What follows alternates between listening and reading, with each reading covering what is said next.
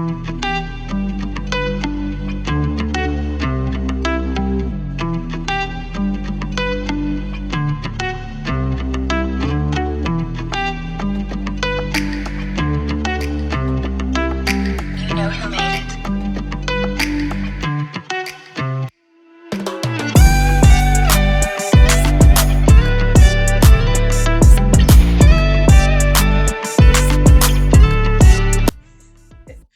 evening, everybody. We're so excited to have you here with us again, the Elijah Sisters, for our 8th podcast. We have officially been with you all for 2 full months. Can you believe it? I'm so excited about the progress that we have made and the journey that we have been on.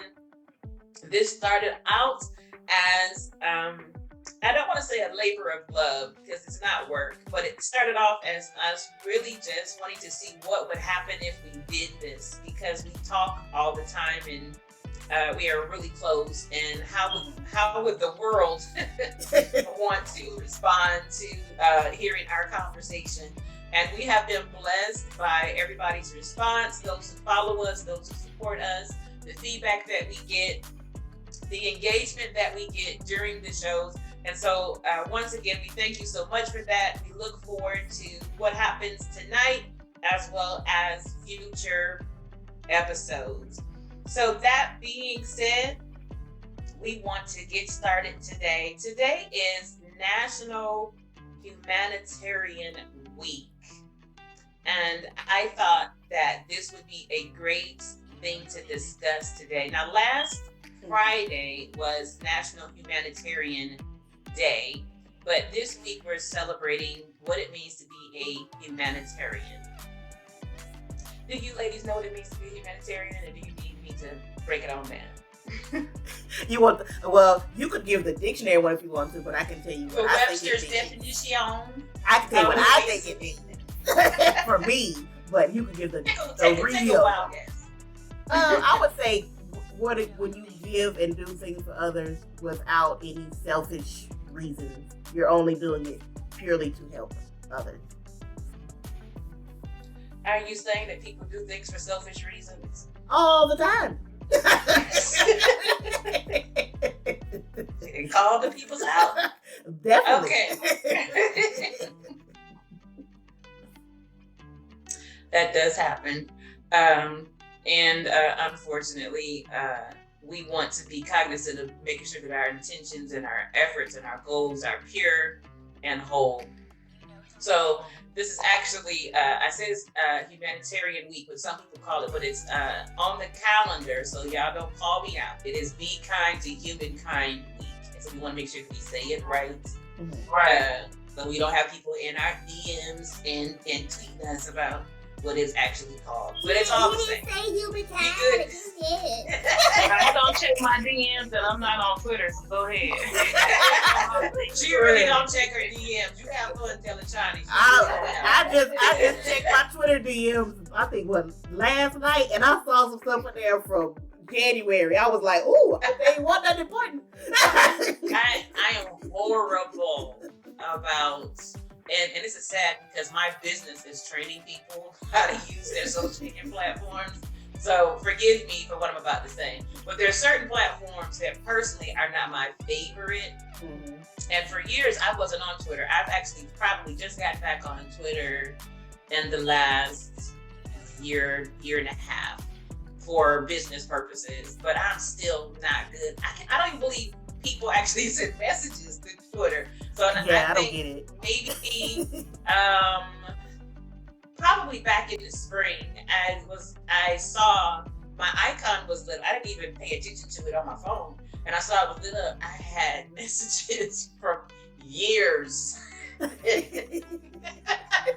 was so embarrassed. Like, people legitimately were asking me questions, and of course, it's best to just delete those and move on. Yeah, I mean, I think you gotta answer or move on at this point.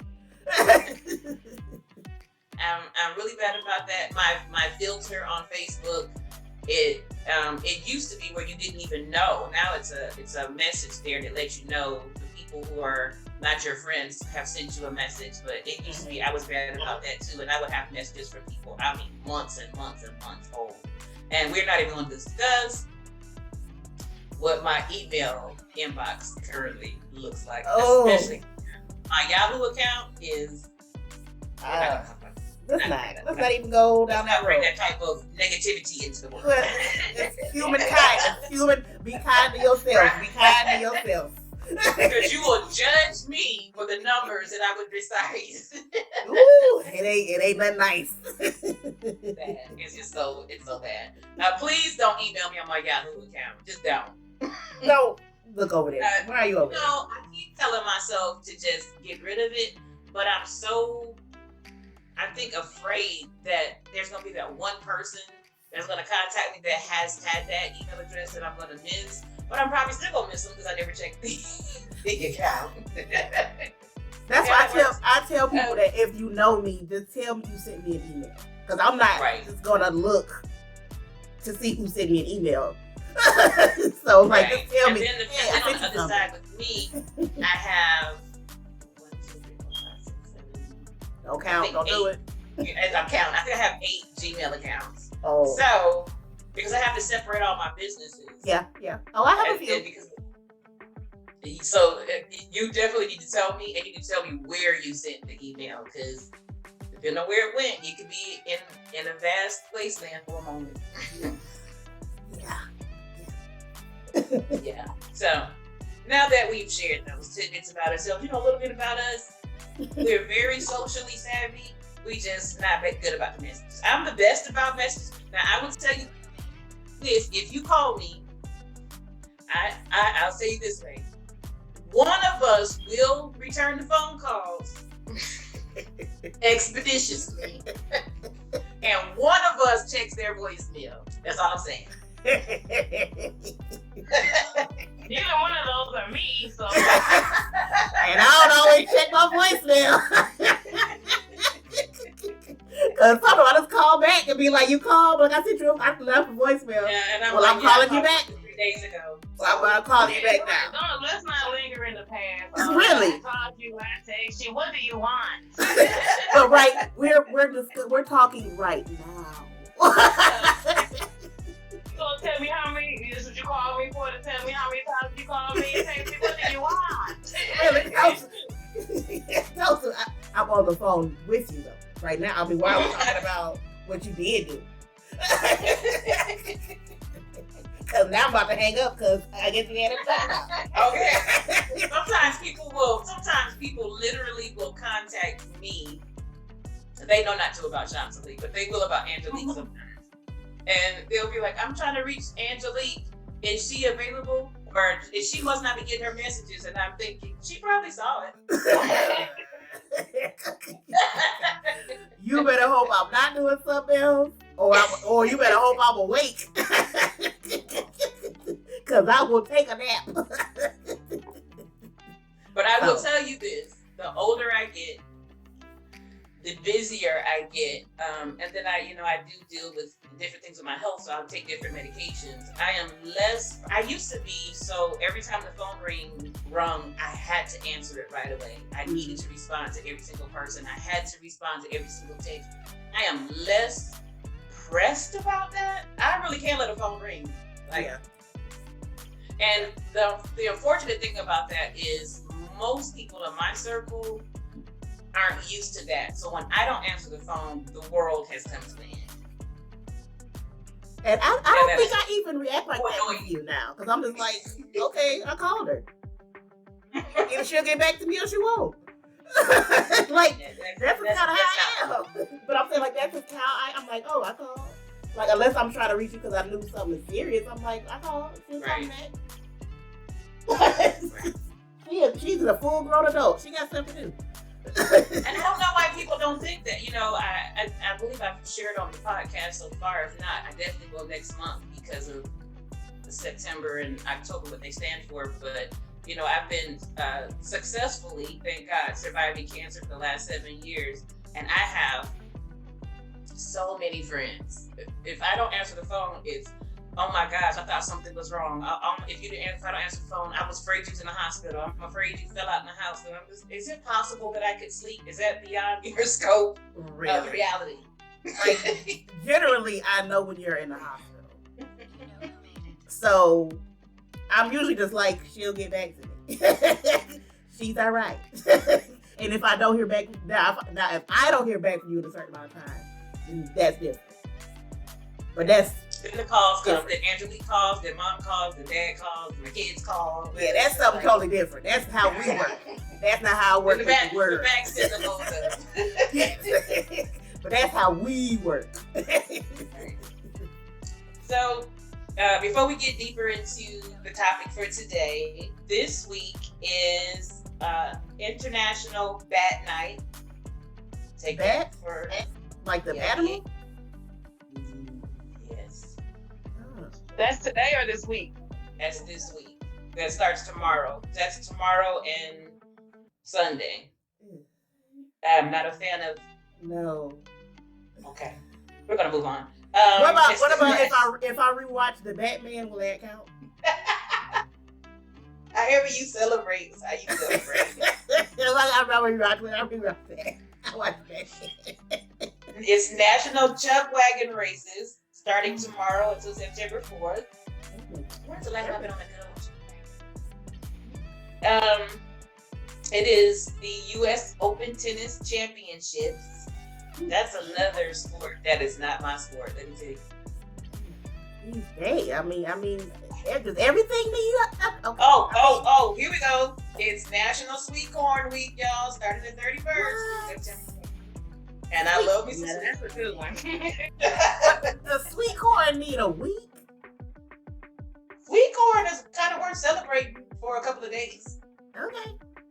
Take your week, y'all. Get your sweet corn weekend. Have fun with your corn. I celebrate sweet corn at least twice a week. That's because you got several kids.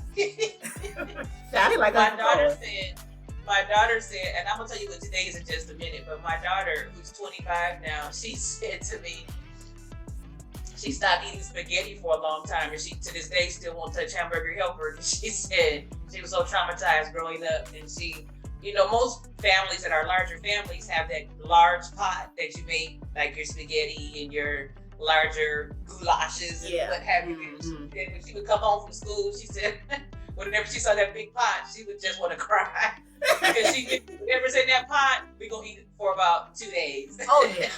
If you making something that big, oh no, that's not for today. That's at least why that pot is out, because I'm not cooking for a couple of days. You about to put these in some containers and put that in the freezer. She has yet to have children. She'll understand. You will, yeah. You're trying to cook every day. Not and work. The days of my grandmothers are gone, honey. I applaud them for their sacrifices. Today is August 26th, and today, Angelique, is National Dog Day. I take that one. I will take National Dog Day. I knew you would. So if you could have your ideal dog, what would it be? My ideal dog? And you had no allergies. What is your dream dog? A Great Dane. Are you serious? I didn't know that. That great big old horse dog? Yeah. I say it all the time, and Mom always tells me that she won't come by the house if I get him. Ooh, that's a big dog. Because I want to. A Great Dane or German Shepherd. They can both be huge. No, Great Danes are huge. Yeah. They're huge. But they're prideful. They stand erect. They are beautiful though. But they act like big puppies, even though like when they stand up on their hind legs, they're like 7 feet. So, yeah. And now the other dog I like is Min Pin. Because they're just so adorable. Those are cute. I would come visit, but I'm going to call first, and I'm going to ask you where your dog is presently located before I walk through the door, just so I'm not surprised. Because Great Danes do jump on you. Miss them though. I don't think I would have to tell you where they are. Did he sneak up on you? Did he surprise you? Yeah. My dream dog, honestly, is a teacup Pomeranian or a teacup poodle. No, I'm not poodles, but a teacup. You like teacup, yeah. I love the tinyness. Teacup chow. I just love those, but the Pomeranian is just the. Those look like tall dolls. They look like stuffed little pups. They look fake.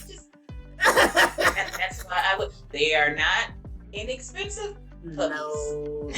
No.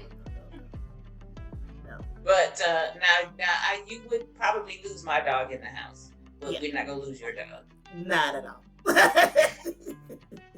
Today is Women's Equality Day. It was. Because you was muted. We were waiting. What is your you around dogs all the time, but what is your ideal dog or dream dog, Chanceline? No, you can't say no. My ideal dream dog will be a dog that does not stink, a dog that does not slob, and a dog that don't have to hear licking themselves. So you don't want a dog. It's dogs. I would say probably the closest you might get is a little greyhound. No, a greyhound. Oh yeah. That's too big and they look too anorexic for me. No thanks. I Or would never know if they was sick or not. Well, you probably want a little dog then.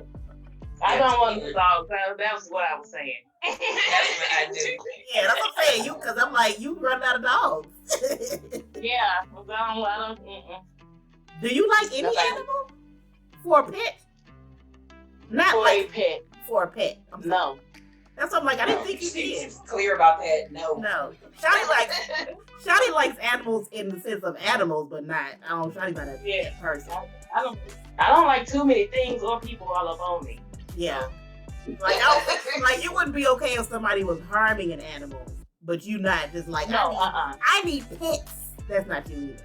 No, I cried about a whole bunch of animals, like with them being sick or them passing away. But as far as being all up on me, did you cry at that commercial in the arms of the angel with the dog crying? Did you cry on that commercial? You think I got that far? No, I don't want to see injured pets or when they be looking all skinny and all sad and sick, or little kids, or not even young people. If you're under 25, like I don't. It's too much for me. So no. You didn't get that far in the commercial. Nah. No, you didn't. That one is a bit rough though. I can't really handle that. I think I seen the commercial where the grandma is falling and she all by herself. It's not that I fall and I can't get up for it, but it's another one they updated it and I'm like that get that off my feet. I'm not gonna lie, and I think because it's been around so long and how they filmed it, it's like I know it's supposed to be serious, but y'all made it funny. The old one, the updated one is not funny. No, it's very realistic and I don't like it. Yeah. Okay, we have a few more before we get into the show, y'all. We still going dogs. Okay. Okay. That sounds like we gotta regular back in. Yeah, bring it back in. Today is actually Women's Equality Day. I do know because all over social media, it was also being observed yesterday. So depending on what calendar you looked at, it was observed yesterday. But today is the actual date for Women's Equality Day. And so us, as in case you didn't know, we are women's. We are she/hers. We all she/hers. So today we are definitely celebrating Women's Equality Day. Today is also National Web Mistress Day. Wait, what now? Necessary. The what? That's now? When we were first building web pages, they would have the webmasters. So then the women started doing it. They would call them web mistress. It's just people who build master and run pages. What she could be a master too. She don't make me no mystery. That's what some people. People need to S and edit everything for us, and we, especially on Women's Equality Day, we don't need all of that. Okay. You could have just I'm a said. web mistress. You sound like you talk to married people, married men. Because when you said web mistress, I was like, Renee, I don't know if you want to talk about it on the show. I would not have done that, especially after what we was talking about last week. Y'all know my history. I got to that. I was like, I don't know if we want to discuss web mistresses. I don't know. We don't want to discuss web mistresses. We don't want to discuss outside mistresses, restaurant mistresses. I was like, is this some adult stuff? Is this some? I was like, this is being celebrated.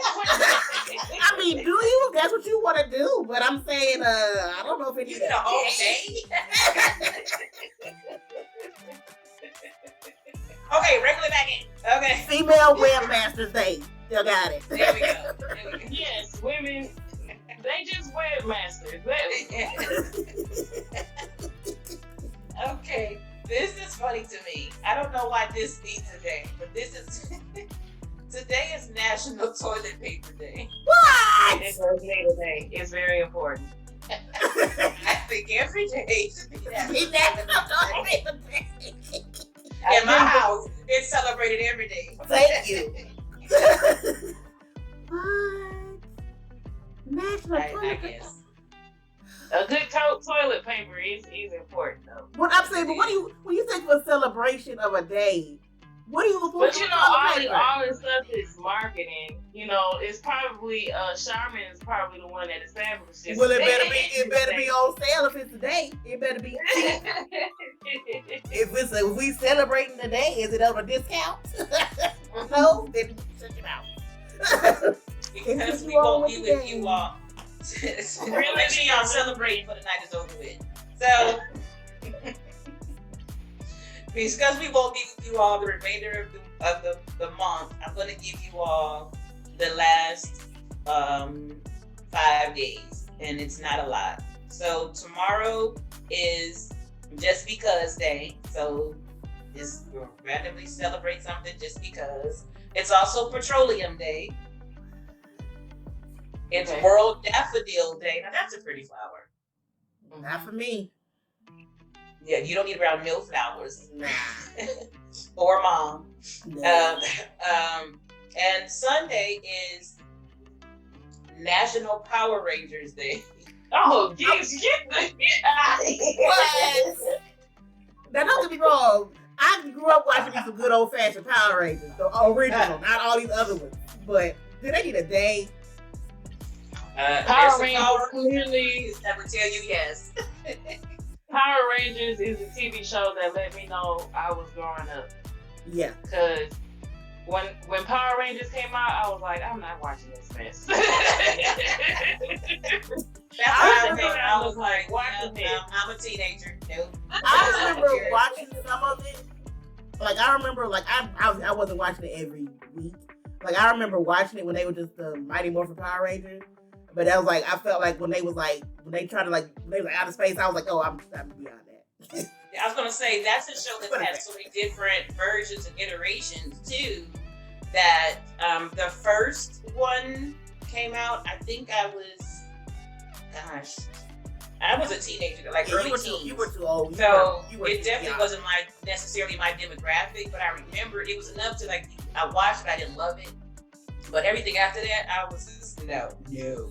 But I also feel like that about Teenage Mutant Ninja Turtles. Now that's a no-go for me. No. I remember watching that sub, but I remember little boys that were just like, I'm Michelangelo, and I was Jesus. To this day, I don't know. I don't remember all their names, like who was who. I remember their names, but I don't remember who was who. I don't. When the Power Rangers came out, everything was which color are you? Are you the yellow one? Are you the red one? I'm not anyone. I wasn't the pink one because I was not. No, I could be anyone I want to be. Thank you very much. I wasn't the black one, which I grew up realizing I had to be, but that's a whole other conversation. With us talking about humanitarianism today, I will tell you that Sunday is National Weed Out Hate Day. Okay. It is also National Thoughtful Day, so make sure you do something thoughtful for yourself on Sunday. I like that. And just when we do something wonderful, and we were just talking about dogs, so this is sad. Sunday is also Rainbow Bridge Remembrance Day, which is in remembrance of lost pets. I did not know that. But because, a rainbow baby is a baby that's born after miscarriage or stillbirth. So a rainbow pet is a lost pet, a pet that dies. Oh.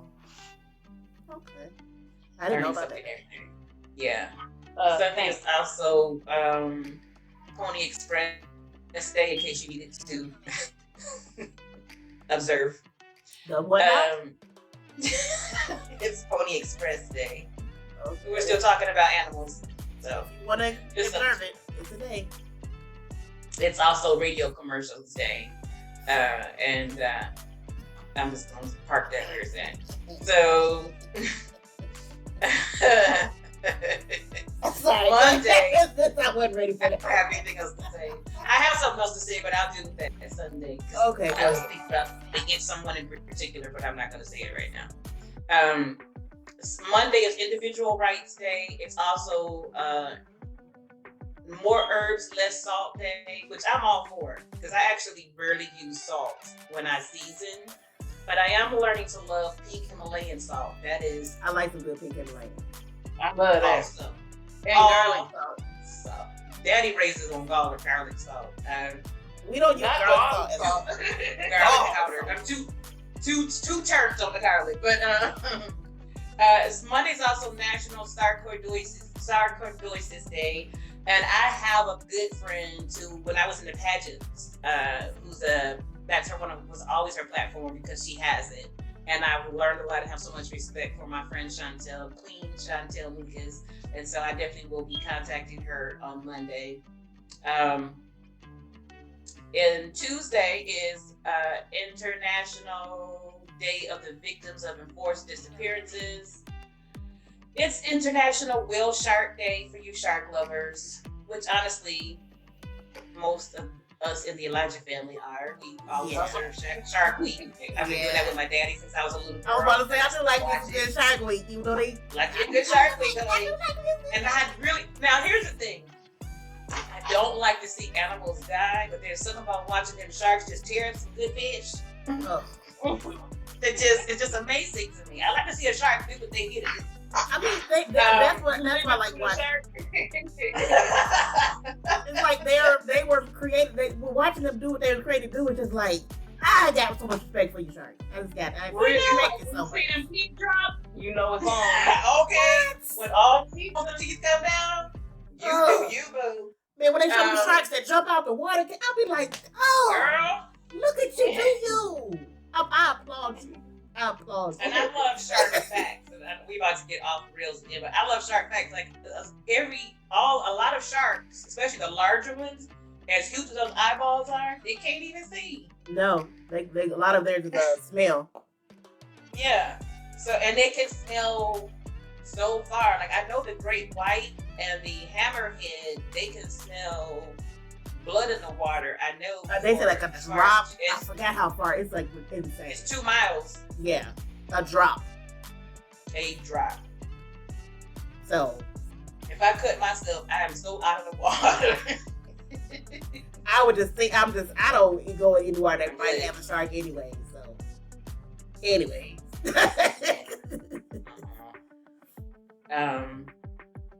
was I at? It was on Shark Day. Tuesday is National Grief Awareness Day. It's National Holistic Pet Day. I'm not really sure how that works. Holistic? And it's I'm gonna have to look that up. And it's also National Toasted Marshmallow Day. Now, there's nothing in the world like a good toasted marshmallow. That's cute. What day is that? Tuesday. I'm gonna have to toast me a marshmallow. Just toast you one good marshmallow. Just one. I celebrate you toasted marshmallow. No.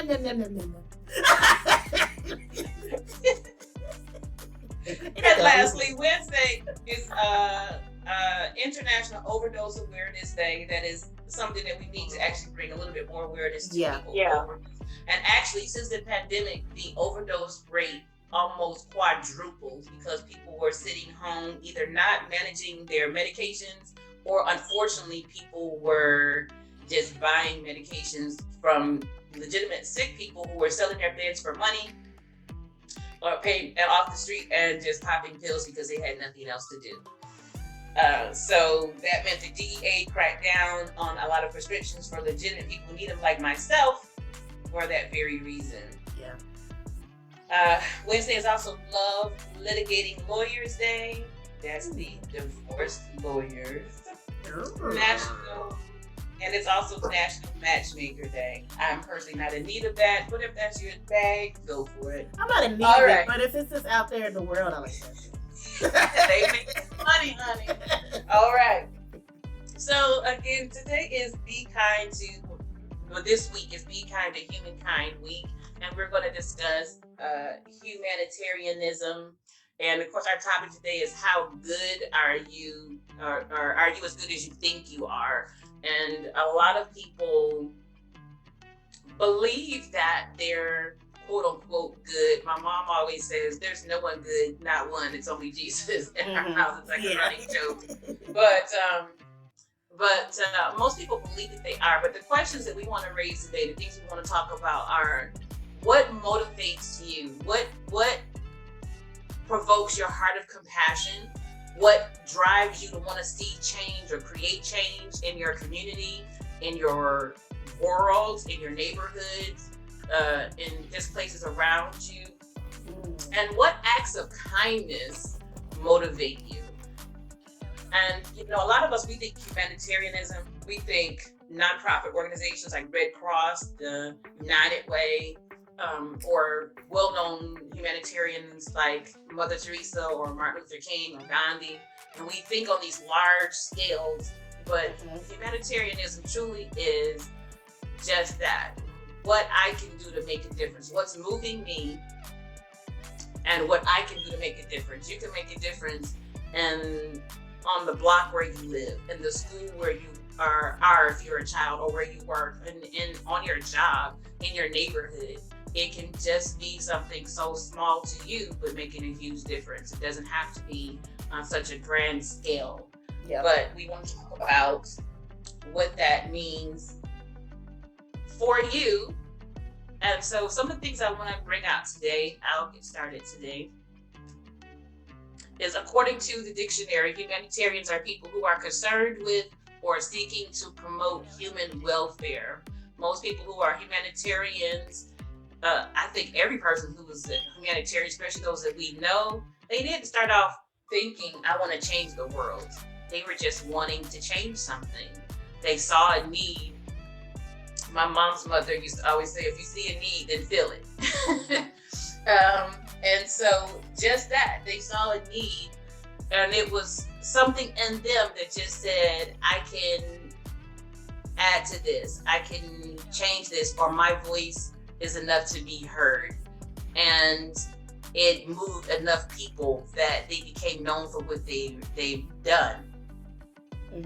Humanitarian, so when we think about the principles of humanitarianism, I went to do some research, and the Red Cross gives us the 7 principles, which most organizations are built off the 4 principles, which is humanity, impartiality, neutrality, and independence. That's the humanitarian law, which is given by the United Nations. But the Red Cross goes a little bit farther, and other organizations will add 1 or 2, but they have the full 7, which also includes voluntary service, unity, and universality. And I wanted to use that for our jumping off point from what we use to think about humanitarianism. So the number one thing that binds all of us is humanity. How we see humanity, how we handle humanity, how we feel about humanity is what drives us to become humanitarians and moves us toward humanitarianism. Humanity is respect for human dignity. It's when you see injustice or someone's life or a group of people not being dignified or treated right that makes you say, I need to change that. So respect for human dignity is paramount in everything that speaks to humanitarianism. It implies helping and protecting others regardless of who they are or what they've done. So when you're thinking about creating change or helping others, it, number one, is not our job or concern to be thinking about the people that we're helping as far as well, if you're dealing with homelessness per se, it's not our concern how these people became homeless. It is how do we get people out of that situation. So if you're going to be helping homeless people, then you don't get to go and interview them and say, well, how did you get here? You know, did you get here because you were irresponsible? Well, I can't help people who are irresponsible. I can't help you because you didn't pay your bills. That's not humanitarianism. Humanitarianism is simply saying my heart just can't take seeing people on the street, seeing people displaced. I just cannot handle seeing it, and I have to do something about it. I have to clothe them. I have to make sure they're warm. I see people with children. I have to make sure that they're fed. I'm not concerned about how they got here. I just need them to not be here. And while they're here, how can I make this as comfortable as possible? That's what humanitarianism does, because the basis of it is compassion. You care. And compassion says, I feel about these people as if it was me. I treat these people the same way I would want someone to treat me if this was my situation. Or my family if this was their situation. And that should be the same way that we handle any situation. So for me, when I really saw myself as a humanitarian was probably, I know 10 years ago, but for sure 7 years ago. And I wanted to more than ever address the needs of homelessness, more than ever address the needs of domestic abuse, more than ever be an inspiration, address the needs to our youth and this generation. I don't see this generation as hopeless the way that people do. I recently said to somebody, but they were just like, this generation is just hopeless. I don't know what to say. And I said, you just can't see it that way. I look at this generation, you know, my children are this generation. Yeah. And I work with young people in this generation. Generation Z, to me, when you look at them across the board, this is the boldest generation, because this is the you know, you can look at you know, those, and these are people who are stuck on sexual identity issues and all these different things. That's minuscule. But even those type of things have forced this generation to become courageous in a way that other generations haven't had to be, because they're fighting for just who they are. And so they even, to me, handle racism different, sexism different, individuality different, and they see the world different. They see themselves different. So in a lot of ways, this generation makes me very proud. This generation has created more entrepreneurs. This generation, they're not necessarily running to colleges and universities for degrees, and I'm not knocking that, because now if you are a doctor, you need to do surgery, I'm gonna need you to have a degree. So please be fully trained and educated. Trust me, I believe in higher education. But what I am saying is this generation is learning how to really use their mind to create and invent and make money in ways where past generations, the whole thought was, I have to go to college, get a job, punch this man's clock, and retire. Yeah. And this generation has just thought so far out the box. And so they make me so proud, you know? They make me so proud. Of course, I see things that are disappointing and disheartening, but as a whole, it makes me so proud to work with this generation. But the things that disappoint me make me say, I have to be here and work with these kids. So, you know, we're still looking at teen pregnancies. We're still looking at, well, unfortunately, this generation has far too many kids who don't even know what it means to grow up in a home with a father and a mother together anymore. So you're dealing with far more latchkey kids. You're dealing with far more kids who are in single parent homes. That causes other situations. And so you have so many kids who make not wise decisions. Well, my heart steps in and says, everybody's mom just can't even be there, but I can be there.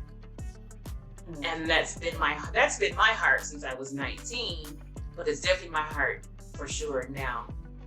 The other thing that I believe I really wanted to step in and help was special needs, particularly for autism and autism in the African American community, because we don't have the voice that we're supposed to have. And money is not going where it needs to go for us. And so those particular things became very paramount for me and very serious for me. I remember when I was doing the pageant, and of course I do tons of stuff with cancer awareness and stuff. And one of the things that I was told was work where your passion is and not where people tell you you look good. Because a lot of people, when they do pageants, they kind of do what looks popular. And so what my initial platform was changed literally during the pageant. And I'm thankful for that. That's where This Is What a Fighter Looks Like was born, and some other things. And so for me, I have given the last 7 years to not just speaking to cancer patients and, let's sit here and cry together, but we're going to survive this together. We're going to win, and inspiring them. And how do we keep living our dreams? And how do we keep, walking this walk and living this life? And I've buried a lot of friends the last 7 years, but, just how much of my life can I give? How much of an impact can I make? And that's what I ask myself all the time. How big of a difference can I make? There's a song that, Beyonce sings, I Was Here. That song makes me cry every time I hear it. But to me, that song is one of the anthems of my life. And because I just feel like I want to make sure that whenever it's time for me to leave this world, that people simply knew that I was here. And not because I think I'm so special, but because my work spoke for itself. And what I did, and what I mattered, and what I meant to other people spoke for itself. Not so much that you know my name, but you know what I did. That means something to me. And when I knew that's how I felt was when we laid my mom's father to rest. The amount of people that spoke upon, I try not to cry for this, the amount of people that spoke on that man's life was mind-blowing. I mean, his wake was 6 hours, his funeral was 6 hours, and we were not done with people speaking on the impact that he made on their life. And I still talk to people today that tell me about my grandfather and who he was and what he did and what he accomplished and what he meant to them. And I just remember leaving that, and I was 21 years old.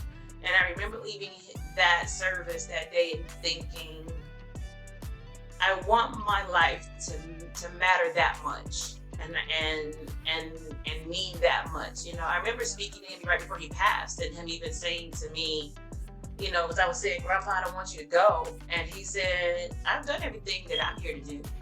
I've lived my life. I've seen everything I need to see. I've been everywhere that I wanted to go.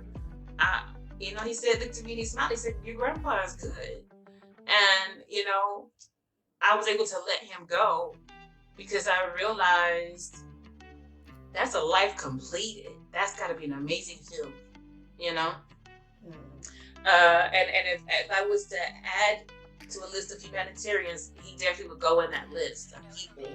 What he did as a boxing trainer, and I know he worked with the Black Caucus, and he marched on Washington. I mean, his list of, I don't even want to start because I'll miss something, and my mom and my uncles will get me, so we'll stop.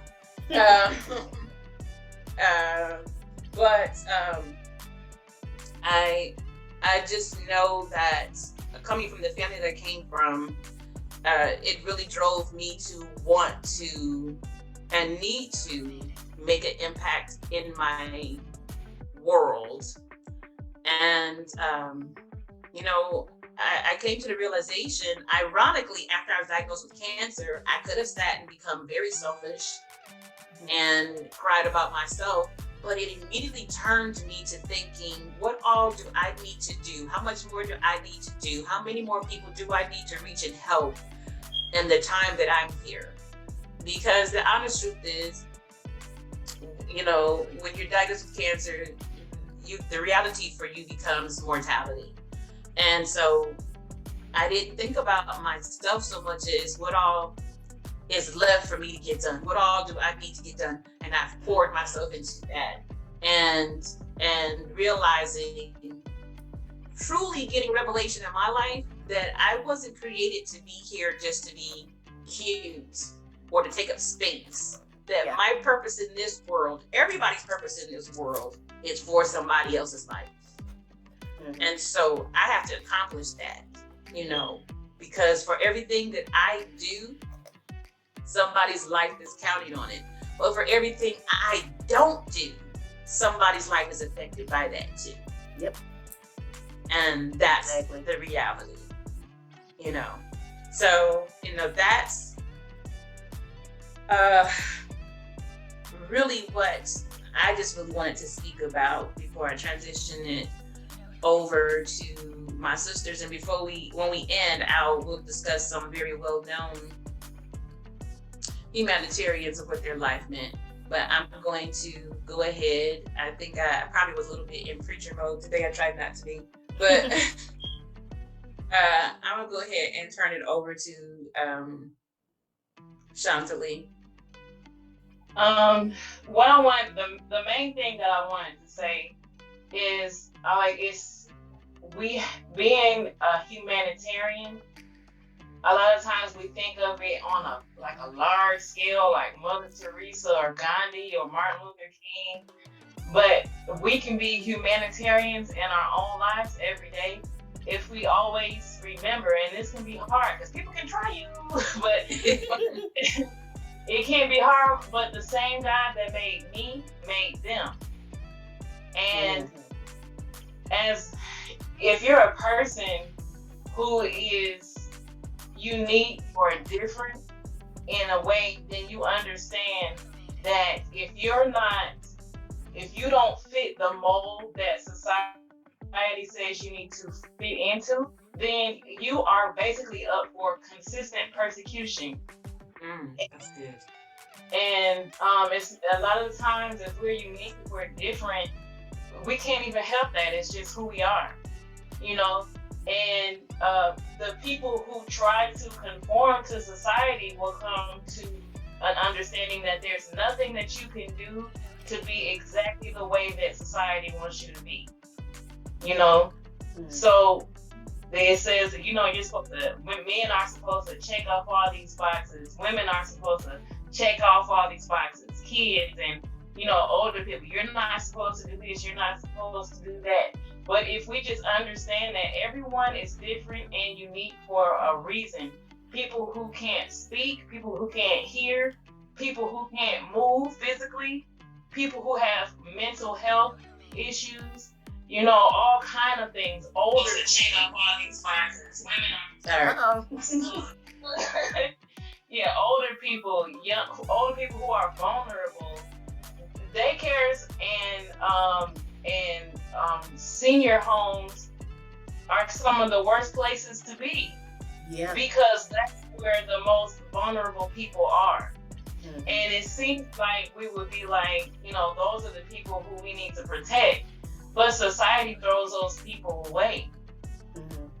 You know, society. And so I feel like if we remember that the same God who is in us is in them, and if we also remember that we're all different, so we can work together. Now I'm gonna go to astrology because I can't talk too long without talking about it.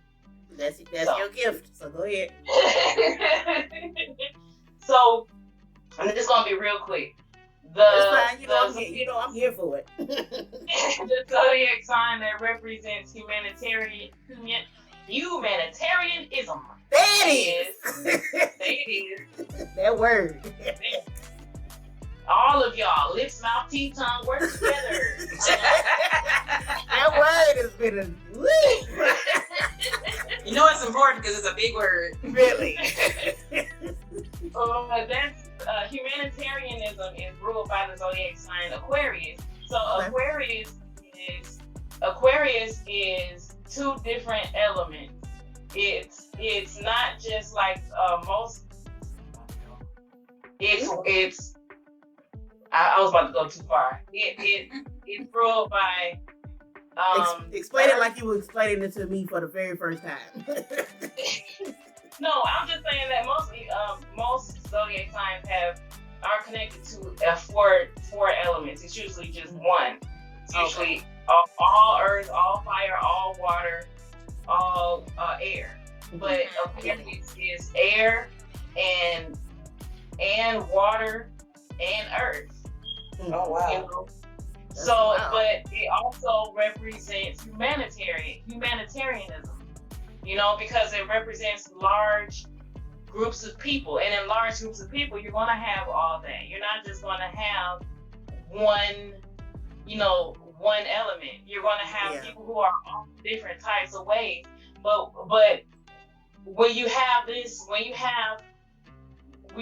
water and you have earth together, that's what creates growth. That's what creates life. You can't grow a garden with just water. You need soil too. You know, so when you have water and you have earth working together, you know, then that's where. But they have to come together. Yeah. And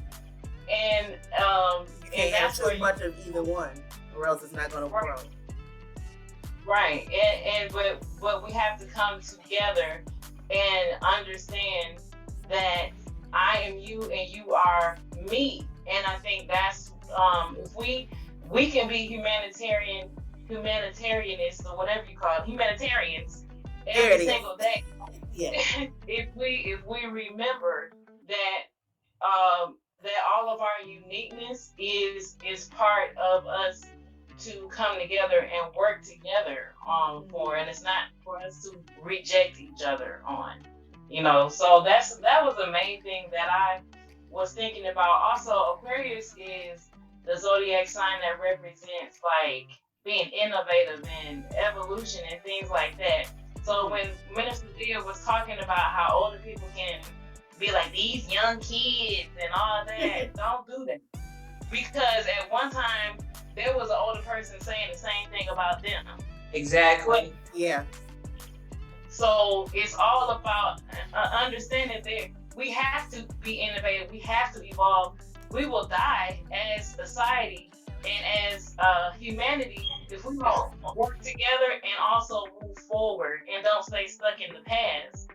Because you have people in history, if you're a person or a group of people who don't try to evolve, who don't try to, you know, evolve with the times or whatever, you're gonna die out. Period. Yeah. And so these people who think, oh, we need to take it back where women couldn't vote and they used to have to have all you know, or we need to take it back there to this time.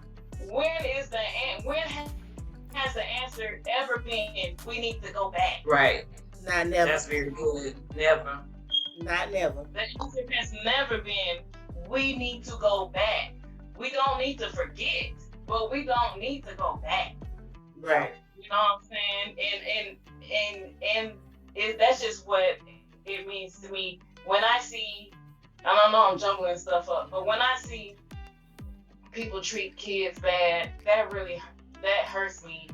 When people treat kids like they're not even human, they yell at them, they cuss at them like they're adults off the street that they hate, you know, their own kids, you know. So when I see that, or you know, like just people being mistreated for being in the rainbow community, they can't help that, you know, they can't help who they are.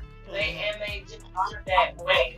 And I don't think homosexuality is a sin, and I also don't think it's a choice. I think that, you know, people just are who they are. And so what are you going to do when you keep fighting against when you keep fighting it, oh, it's an agenda, oh, it's this, it's what it is. And homosexuals have been here since, the beginning of time. Like, people, you yeah, can't they act like they just popped up out of nowhere in 2019. Right. Like, that's not true or factual. You know how many people had to lie about it because they could lie? Right. And still do in certain countries. Yes. So, like, don't go there with the agendas. Some people are finding out who they are, but learning, what fits them and what doesn't fit them. But life is a journey, Yeah. And so I'm gonna pause so John needs some attention. But that's mainly what I want to say. We can do that. We can be humanitarians every day if we just remember to just like follow the golden rule. Treat people the way you want to be treated. Mm-hmm. Right. Very good. Yeah, that is true. All right, Angelique. We do have some comments before I get into mine. All right. Howard Crowley said, hello, ladies. Catherine Elijah, I like your toy poodle. She said hello. She said, thank you, Lord, for toilet paper. Marcus, make it shout. Marcus loved the Power Rangers and Ninja Turtles. I remember. He really did. Like, he had a serious, almost an addiction, I think. I recall all of that. She said, that's right. Compassion is the key. And I'm proud of this generation, too. Wonderful. Yes. I would have to say, in a lot of ways, I feel a lot of the same way Shani does. You hear about the people that get the humanitarianism awards and big things they've done, but you don't always have to go to that level. I feel like if you do your part, so like I donate to things, I share cause, like I do my part to be better in the world in my corner of the world. Right. I can't make anybody do anything, but I can bring awareness to things. If I can't donate, well, I can share what somebody's talking about to make somebody else might be able to donate it.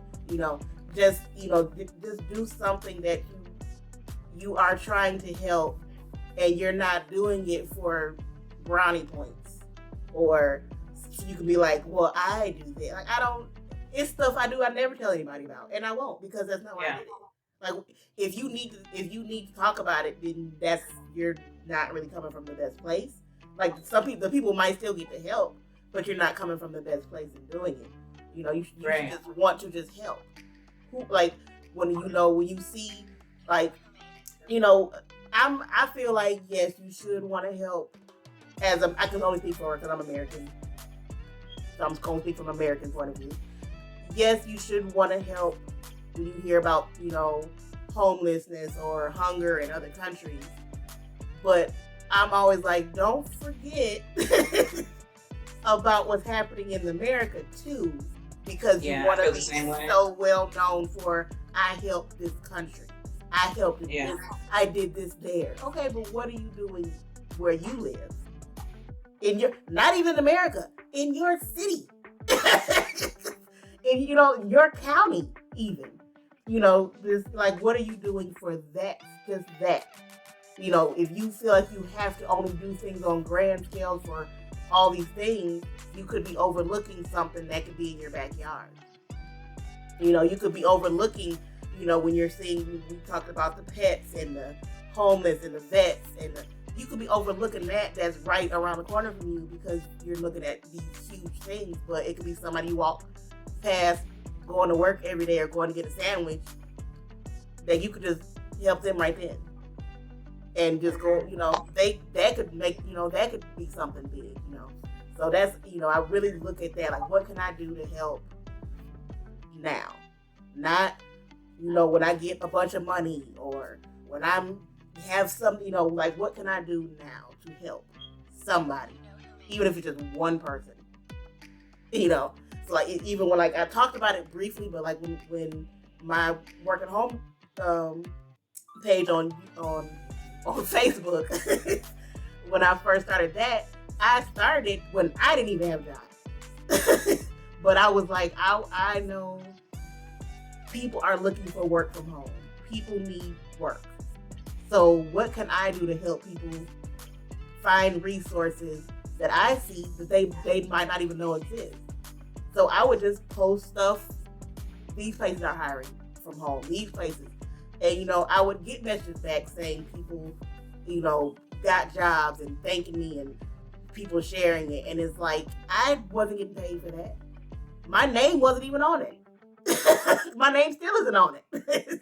But I just was like, I want to help people get money, get jobs, help them out of the situation they're in.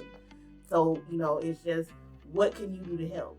What can you do, even if it's not financial, what can you do to help? And just, especially if you can do it from a place that's not selfish. I think that's the biggest thing. If you're not, don't do it for attention. Don't do it to look like a good person. Don't do it for social awareness points. Just, what can you do? And I just want to help people. Then do that. And I think I think then you would be as good as you think you are. There you go. Doing it from that place. If you're doing it from another place, I mean, you're doing some good, but you're not as good as you think you are. That's just kind of how that is, and not kind of is how I feel about it. Period. That's just, you can still be helping people, but I don't think you do anything for awareness and to show people all how amazing you are. That's just horrible, and I detest when people do that. I can sprinkle kindness anywhere you go. Sprinkle it everywhere. a little dollop of do you. And to Shawty get back on, when you were talking about Aquarius, honestly, all I could think about was, so Aquarius is the airbender. No. All I could think about no. When you were saying Aquarius and all the elements, I said, so Aquarius is the airbender. He's the last higher though. But basically, yeah. But he didn't want to use fire. We know when Angelique spends her time reading and watching. It's an amazing show, and I don't care what anybody says. The movie does not exist. I'm so not into that type of stuff, but you are. Yeah. But even that's what was in my mind when we were talking about it. There's no topic in the world that I can't put a song to. Oh no! Don't get it. Please give me this is something. It's a. Sometimes I'm in meetings and I have to focus because people be talking and I've 15, 20 songs have been going through my head and I'm just like, pay attention. Oh, see, that messed me up at work the other day. They said, "What song would you sing if you did karaoke?" And I was like, "Oh God, don't do this to me. Don't karaoke me. Why do you make me choose a song? You know how many things I know." They didn't know who they asked. They didn't know.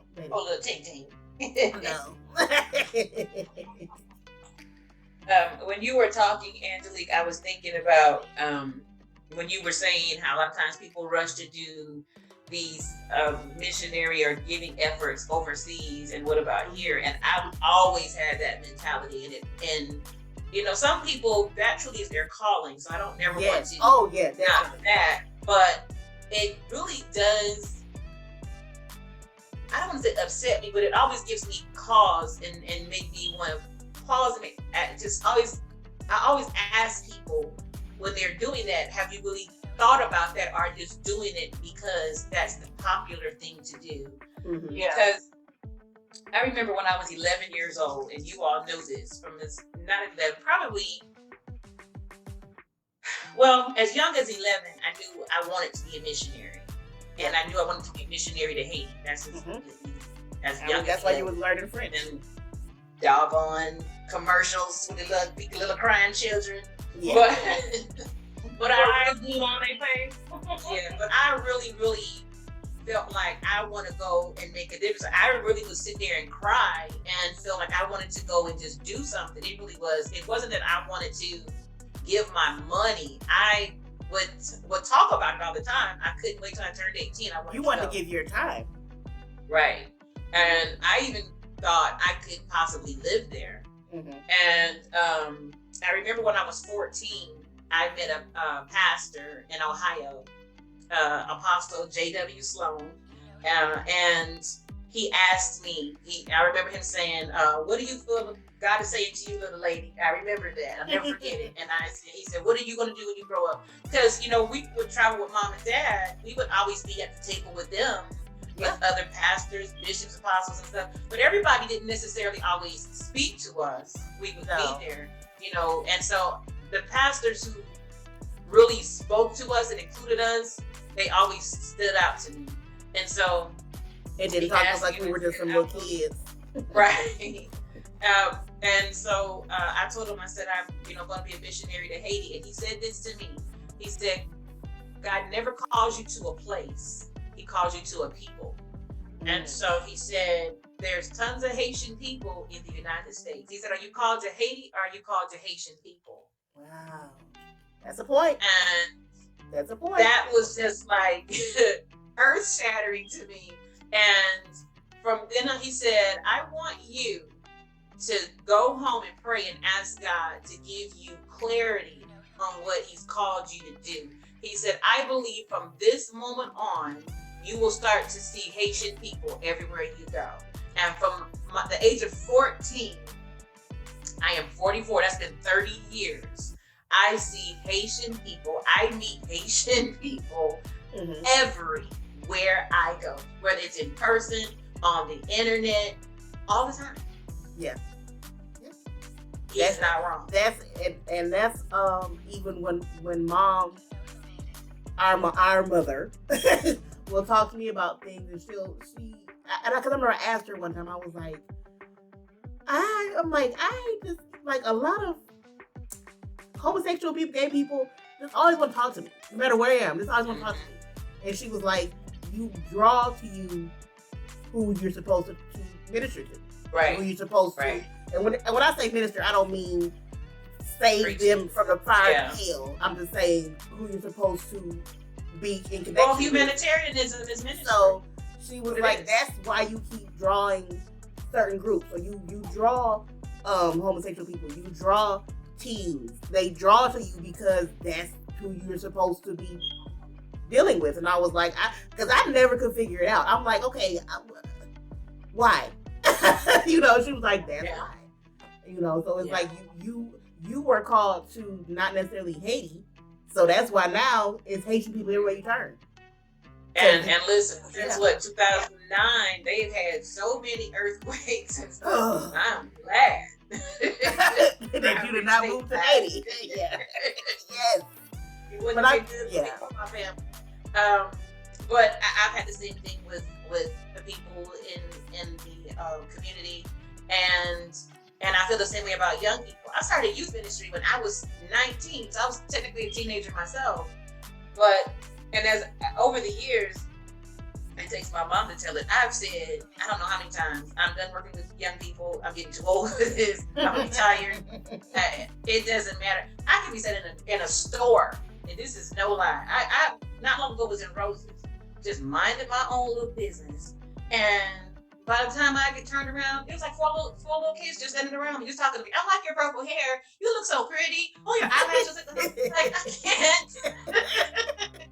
I can't. The first time I went to Fayetteville to look at the church where Daddy did his concert, we went to Outback, and this little girl was with her family. This was hysterical to me, because I'm almost always in a purple wig.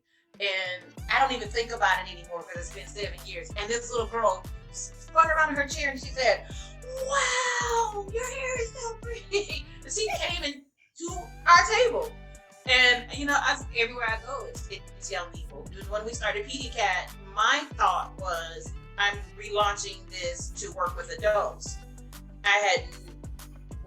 Megan was technically grown, but she was like, 21, 22? I still consider her a young person.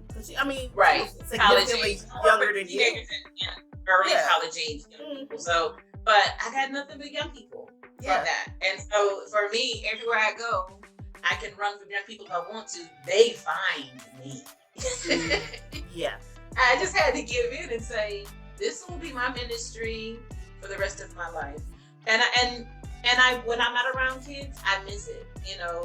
I love that our church has been virtual since the pandemic started, and I love what it allows us to do. But I will say, because I'm over the children's and the youth ministry, I do miss the hands-on working with and teaching the kids. I really do. But you have to look at what God still does. The apartment complex where I live is filled with kids. Yep. So I remember about 2 years ago, my son bought the first of what would become 4 rabbits. And I started just taking the little tiny one outside, and the kids would flock. Before I knew it, I had like 15, 17 kids around me. And I used that rabbit, she was a bunny then, in case you didn't know, I'm full of random facts. So they are technically a bunny for 12 months, and then they become a rabbit. That's just take that, tuck it into your pocketbook. You'll need it at some point. Thank you for that information. I needed that. I did. You will need it, and then you call me. Somebody was asking me about that yesterday, and I was like, I don't know how long they're a bunny. And I can call them back and be like, they're a bunny for 12 months. So there's your information back off. Yeah, thank you. Thank you. I got to write that down. Noted. Right. Christ lover. No, I was woo. I know you didn't sleep well last night. I know that. I was tossing and turning. I was typing at work like, gosh, I know I got 2 monitors and a phone and a tablet. I could Google it, but gosh, I wish I knew. Thank you so much for that. But anyway, I used that bunny to work with the kids in the neighborhood, and that led me to the parents. Yeah. Now, a lot of people here, it's like a year turnover, so most of the people that I initially met don't even live here. But do you know most of those kids have connected with me through social media? Most of the parents have stayed in contact with me. They have my phone number. They'll text me. They'll call me, check on me. Mm-hmm. I became the minister of this apartment complex, and I still am. When the police come out here, they know I'm clergy. They'll let me walk into a crime scene. They have. And when stuff has happened, whether it's been a shooting, whether it's been, I'm probably feeling way too much in my business at this point, whether it's been a fire. Yeah. Don't give out locations and them nothing. Everybody showing up at the grave. She needs to move. Really? She does. She does, y'all. Pray. Throw some oil around. I'm gonna post my cash app up in a minute. But I've gotten the respect of this neighborhood. But it started with me realizing I still could work with kids, even though I wasn't in the confines or 4 walls of my church. Because again, church is inside of me. Yeah, you don't need a building and a room to be you don't need that for kids. When the kids would come around me, I would give them a scripture and I would give them an assignment. And so I would say, I want you to go and do this. And when I see you next week, you come back and tell me what this is. You come back, you go look this up and you go tell me what this is. They would be at my door. Minister Leah, Miss Leah, I got this. I know this. I know that they would fight each other because the reward was they could play with the rabbits. So yeah, so they got their bonus.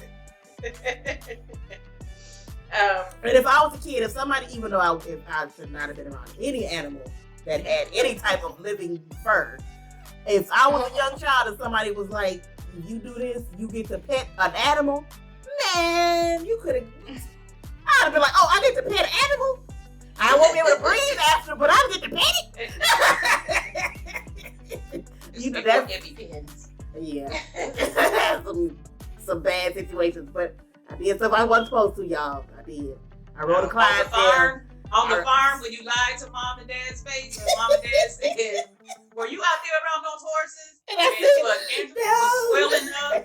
She was literally swelling up, couldn't breathe, and go lie to our face. No. They had a Clydesdale horse, y'all. I was supposed to not be around a Clydesdale. I ain't never seen a horse that big. I was like, this girl is going to risk death over a doggone horse. That wasn't my fault. I was a child. I didn't know better because I lied, but I really like animals.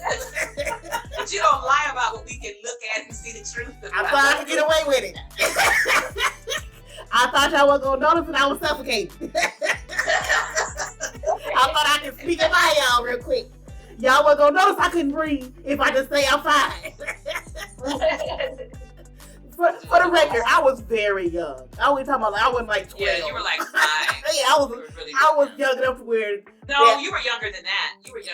I was young enough to where that logic made sense of if I just lie and say it made sense. And you were young enough that you didn't get in trouble for it. No, mom just gave me my medicine with an attitude. It was like, allergic reactions punish you enough. For real. That's really how mom felt. She was like, you was about to suffocate. What was I gonna whoop you for that? Like, you almost died. I'm gonna give you gonna get a whooping too. Take this medicine and go somewhere. But yeah, I mean, having a rabbit was perfect for kids. Huh? I was saying having a rabbit was perfect for kids. Yeah, it was, and it helped a whole lot. I also wanted to say that I was not thinking. I was trying to write down, but when I was saying the 7 years ago when I poured myself into different humanitarian efforts, another one that for me, not 7 years ago, but in the last few years that I have really become passionate about, honestly, is HIV and AIDS awareness. Mm-hmm. And only reason why I'm not super public about it is because I'm just be honest, Christians not being so judgmental. Yeah. And because I am a minister, I don't want the judgment or the blowback. It won't change my stance. Right. But I don't want to deal with it. It's still the ideology of when you hear that, you're still thinking about gay people or lesbian people. You know how many other ways that people contract this disease? You don't have to have sex at all. You can have blood transfusion. So and even if it is by the means that we all think, that's still not your right to judge. No. This person's life is either marked or they're dying. Yeah. How dare you sentence them to your judgment when God isn't? Right. And speaking of that, I had a friend, his mother, when he told her he had I think he told her he got HIV at that point. And he told her, her response to him was, you deserved it because you're gay. Right. Oh my God. And I hate that. And I have so many. And he didn't want to tell me because he knew I was, Christian. He thought I was going to feel the same way. And we were doing something. I remember I hugged him after he told me. And I hugged him. He was like so surprised I hugged him. And I was like, first of all, outside of everything else, you can't get it from a hug. Right. Unless both of y'all got cuts all over your body, you can't get it from a hug. So I'm not gonna hug you, and that's not how that works. So I was like, why wouldn't I hug you? Like, you had it when I first met you, and we became friends, and we were hanging out. You're the same person. You just told me something that you were keeping to yourself because you were scared. Why would I change how I treat you? Just because you told me you have immuno disorder. That's all. That's all HIV is. People treat it like it's this big. It's like you. This all you told me. You have something that is hurting you, is dangerous. You have to medicate. You have to do all this kind of stuff. That's it. That's the only difference. That's the only thing that I didn't know about you. So why would I not hug you? Why would I treat you? Why would I personally treat you different? But it's people that do it, especially in I don't want to say church, but religious. When I say church, that's what I mean. But yeah, and that became my problem, and I have friends in the same boat, and that became too painful for me. So I make a point to let anyone I know that is HIV positive or has AIDS know, you don't scare me. No. It is too painful for me to think of how many of my friends I know who have it, or people that I know who have it, either have become hurt or embittered to church, going to church, won't go to church, have been thrown out of churches, their families, their religious families. how do we witness if we're going to behave this way? That's just... How do you witness, but you're picking and choosing who you witness to? Right. Like, you're basically saying, I can witness, but I have to only witness. Basically, if you pare down what so many religious people say, they have to be heterosexual, barely any sin, no kind of, don't have HIV and AIDS, I'm gonna judge you for that. Don't have kids outside of wedlock, because I'm gonna judge you for that too. So who are you witnesses to at this point? Because once you pare everything down, you witness to people that already know about Christ. Right. See, we pick apart HIV and AIDS, but for all of the people, all the straight people who have herpes and syphilis, gonorrhea, and countless gonorrhea, other STDs that you may or may not come up off of, we're not treating them that way. No, just that one. No. Just that one. Because that I'm one not going to subscribe to that. That one is a horrible one, which I'm just like, Jesus don't have big and little sins when he was talking to people. Besides the fact that black heterosexual women are the people that have the largest degree of that in their community, we're just going to keep saying this. We're going to keep having that mindset in the religious community of it's the gay disease from the 80s, basically. Y'all stuck in the 80s. You know, like, it's so many other ways you can get it. It's so many other things that can happen. It's kids, it's babies that are born with it. You can get it from blood transfusions. It's when it comes from your cheating spouse. Black, yes. Yeah. When it comes to that, and when it comes to black women, I know when we still lived in Michigan, it was a man living that was in the project that had it and was just sleeping with women and knew he had it. So I'm saying, like, y'all can't just lump everything together with one thing because y'all want to just make it be one. Drug usage. Yeah, like, it's so many different ways because it's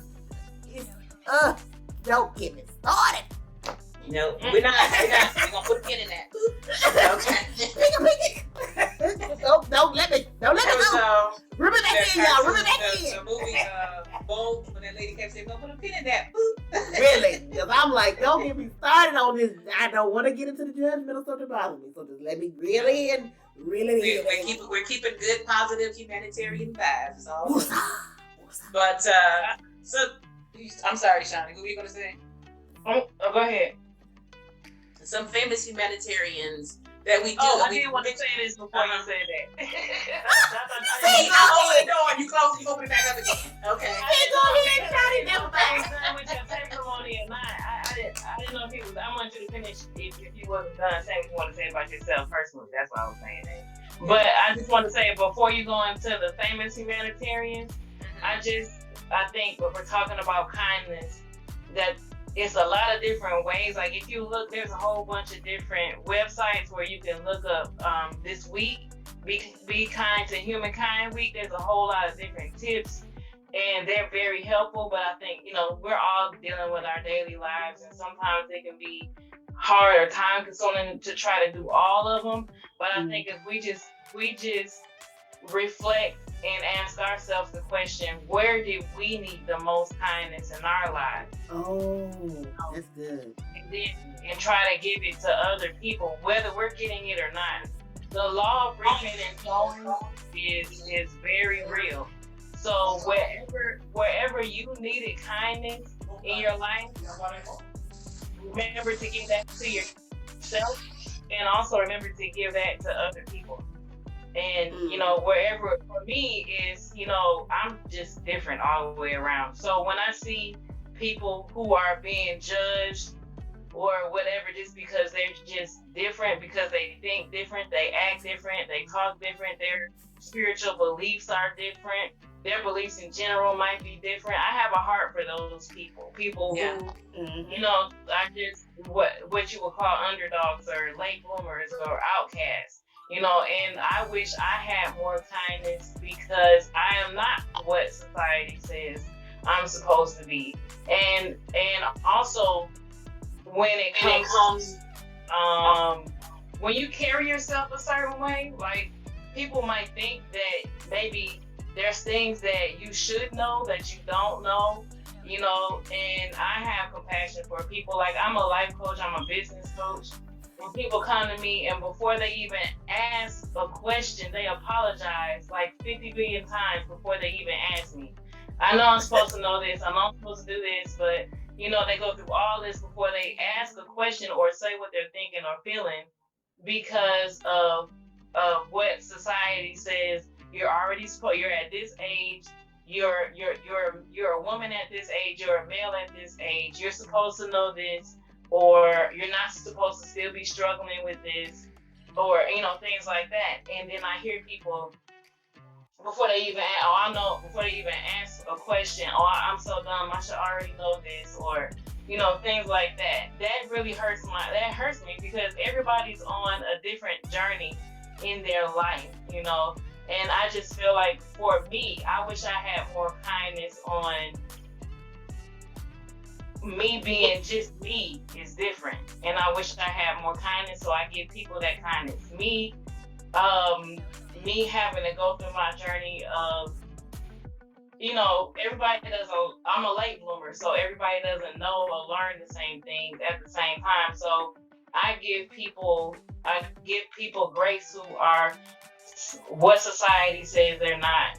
I give people grace where I wish I had that same kindness. The same thing for, like, I feel for celebrity kids or pastors' children who they didn't choose what their parents' occupation was, but they still have to, they still get the repercussions from that. Even if they get the benefits from that, that doesn't mean that they don't get the repercussions from that, And so I feel for kids in the spotlight, all those things. Those are the areas where I wish I would have had more kindness. So all you gotta do is first, you always put your oxygen mask on first. Give yourself that kindness, but also give it to other people. And that's what I wanted to say. That was very good. We're going to do a show. October is clergy month, so our parents will be back. Our parents will be back in October, but we're going to do a show in October on pastors' kids and ministry kids, because I think that's important, and that's our journey and our life. And it's going to be an honest show, and I cannot wait for it. So some famous humanitarians are, we talked about, I think all three of us did this name tonight too, Mother Teresa. She's probably one of the most well-known humanitarians ever in history.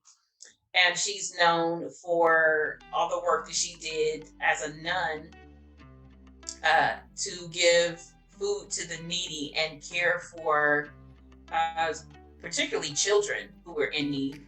Mm-hmm. And what I didn't particularly know about her was that as she began to create charities, she ended up growing branches in 50 Indian cities and 30 other countries before she passed. Yeah. Wow. But it all started just from her heart of wanting to help. Another one that we know very well is Mahatma Gandhi. He, at the time that he was alive, India was extremely violent. And so he used nonviolent practices to end the British occupation in India, which cost him his own life. But he created great change. Of course, we know Dr. Martin Luther King Jr. and all that he gave his life for. Now, I will tell you, to be quite honest, sometimes giving your life can mean literally giving your life. Yeah. But if it's something you're passionate about, I don't even think that was on these people's mind. I think that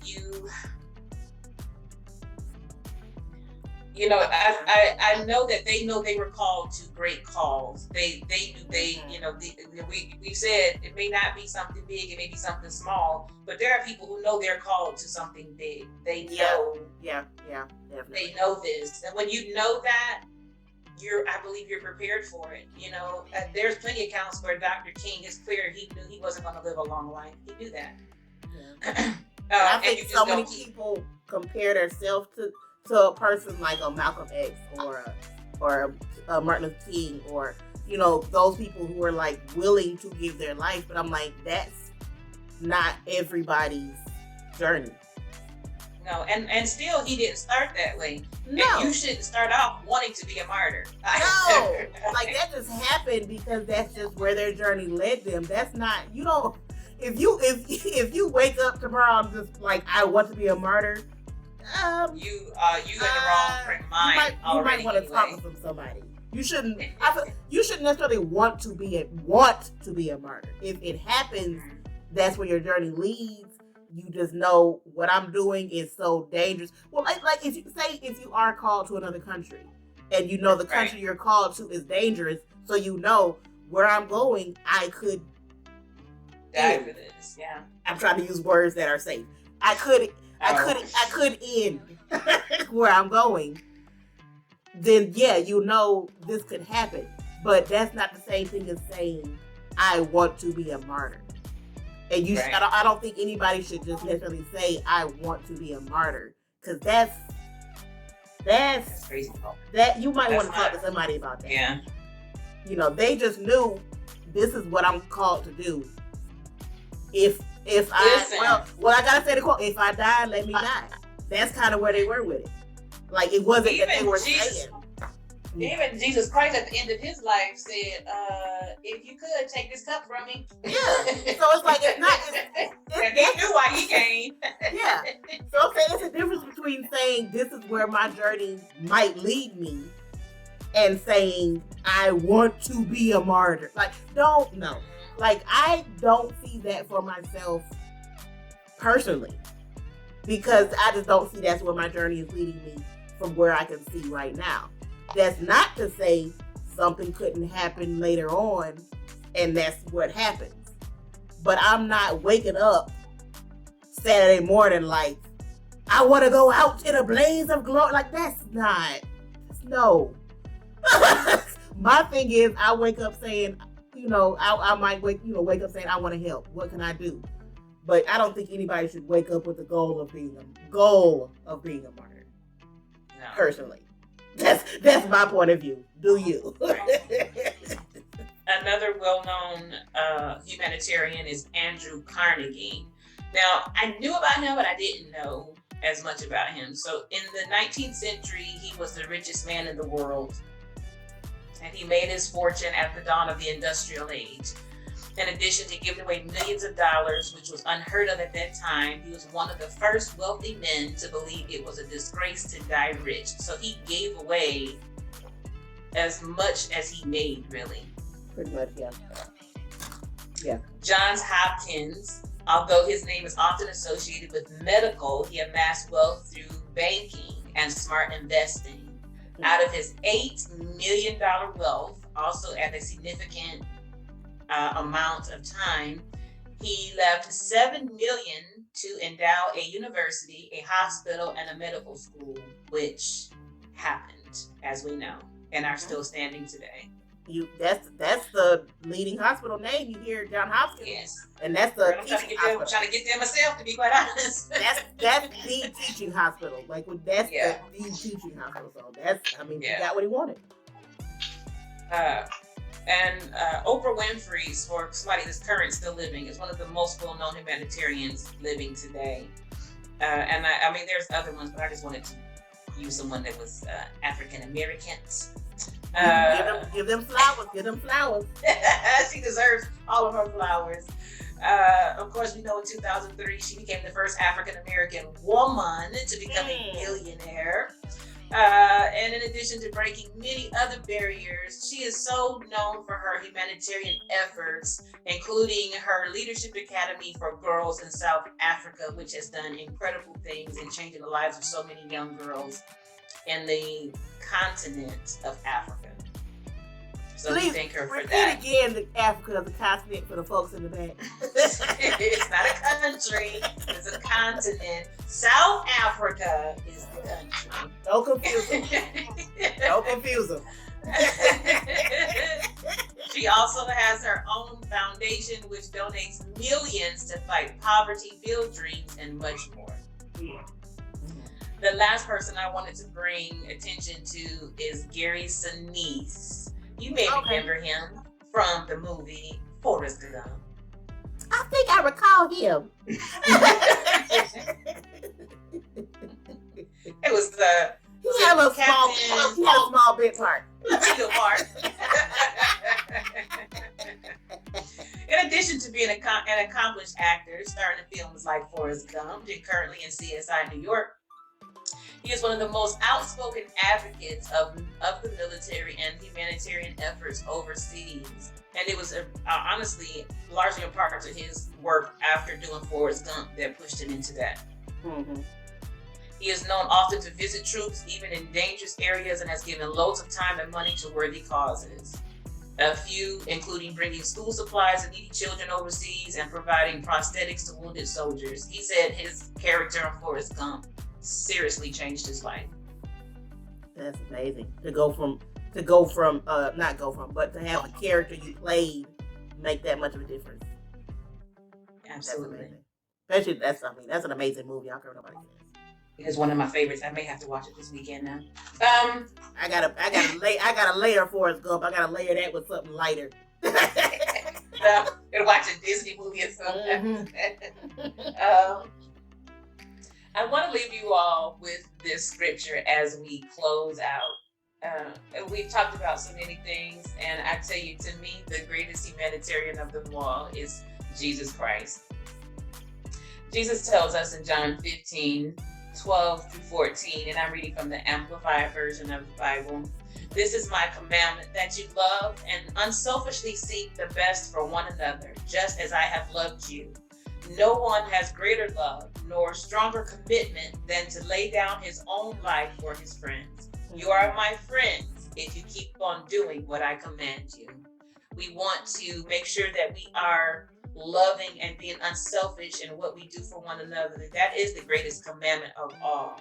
And humanitarianism is truly that, to lay down your life, to give your heart, to give your all for not just people, but that you consider the people that you do it your friend. People you're doing it for your friends. And I love that he says to us that he calls us his friends if we keep doing what he commands us, which is to love one another. It's that simple. Yeah. You know, the core of humanitarianism, being kind to humankind, is one word, and that's love. So as we leave you all today, we thank you for engaging in great conversation, listening with us. We ask you to just think about, at its core, what makes your heart grow? What makes you love? And love manifests different ways. You know, love can be very passionate. Love can be the things that make you cry. Mm-hmm. Love can be the things that are make you angry and you need to address change. So love manifests different ways. You know, so the person who's militant about gun violence or racism, that person is not showing any less humanitarianism or love and compassion than the person who's caring about the little puppies or little babies or homelessness. It's all the same, because we're creating change, and it's moving you to create change. And if you're moved, and because you can't stop, it's forcing you to get something done. You're saying, my voice, my time, my energy, my money is what it's going to take to get this done. And that's how that's the last thing I want to leave you all with. You know, how is your love being shown? And embrace that, and don't let anybody take that from you. So we thank you all once again for enjoying our show. We'll be back with you next Friday. So I'm Leah. I know that she's not on right now. And Chantalie is here with you. I'm Shani. I didn't want y'all to hear the katydids outside.